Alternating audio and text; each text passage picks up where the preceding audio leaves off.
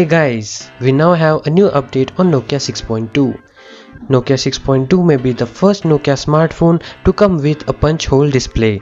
It is rumored to pack dual camera. But there is a catch, as recently a new Nokia phone launch is scheduled in Taiwan with the name Nokia X71. Nokia X71 may be the Nokia 6.2 with a 48 megapixel rear camera setup and is going to break cover on April 2nd. And if that's the case, then it will be great. If you don't already know, HMD Global was earlier rumored to launch the Nokia 6.2 at MWC 2019, but HMD avoided Nokia 6.2 launch at MWC to keep the complete focus on Nokia 9 PureView. Today, we know a lot about this device, ranging from the specs to the launch day. And to begin with, it has a 6.2-inch 1080p display with HDR10 support and a punch hole display which is IPS LCD. The build is, as always, great. On that note, on our channel makes great videos, so if you are interested, hit that subscribe button.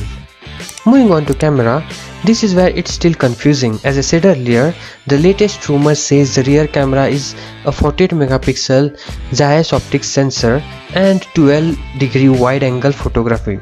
And on the front, it will have a 8 megapixel camera with a circular cutout.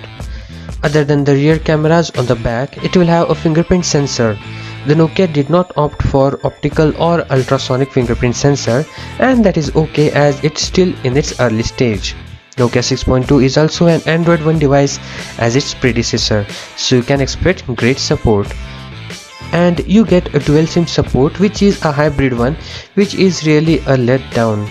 Performance wise, the Nokia 6.2 will get a Snapdragon 632, which is a decent performer, enough for daily usage with Adreno 506 for a decent gaming.